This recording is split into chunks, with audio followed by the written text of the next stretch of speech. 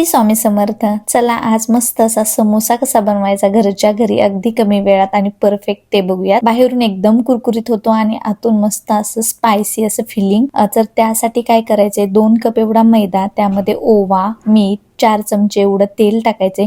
छान ते मिक्स करून घ्यायचे, हाताने चोळून चोळून मिक्स करायचे. जोपर्यंत हे असं बनत नाही तोपर्यंत हे छान मिक्स करायचे आणि पाणी घेऊन असा घट्टसर एकदम गोळा बनवून घ्यायचा. आता हे बघा, हे मस्त मळून झालेलं आहे पीठ. तर 20 मिनिटं रेस्ट साठी ठेवूया. आता पीठ जोपर्यंत रेस्ट साठी आपण ठेवलेलं आहे तोपर्यंत बटाट्याचं फिलिंग बनवून घेऊया. कढई गरम झाली की त्यामध्ये तेल टाकायचे. तेल गरम झालं की मोहरी, जिरे, हिरव्या मिरच्या आणि ओला वाटाणा टाकायचा. यामध्येच 1 चमचा एवढे धने क्रश करून टाकायचे. चवीनुसार लाल तिखट, धना पावडर, हळद टाकायची. व्यवस्थित मिक्स करायचे. आता यामध्येच आपण जे उकडलेले बटाटे आहे छान हाताने स्मॅश करून टाकायचे. चवीनुसार मीठ टाकायचे. छान मिक्स करायचे. वरून गरम मसाला, कोथिंबीर टाकायचे.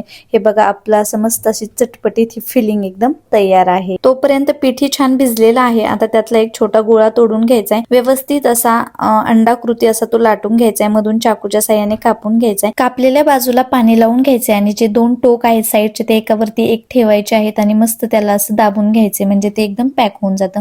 मध्ये फिलिंग भरायचे आणि जे आपण चिकटवलेले टोक आहे त्याच्याबरोबर समोरच्या बाजूला एक घडी मारायची आहे आणि नंतर हे असं चिकटून घ्यायचं. हे बघा किती मस्त असा आपला सिंपल समोसा तयार झालेला आहे. आता एकदम कमी मंद आचेवरती एक 8-9 मिनिटं याला तळायला लागतात आणि बाहेरून एकदम कुरकुरीत आणि आतून स्पायसी गरमागरम असा समोसा तयार होतो. चिंचेच्या पाण्याबरोबर अफलातून असा हा समोसा लागतो. त्याबरोबर तळलेली ही हिरवी मिरची. आहा, एकदा नक्की ट्राय करा. चला भेटूया पुढच्या रेसिपीमध्ये.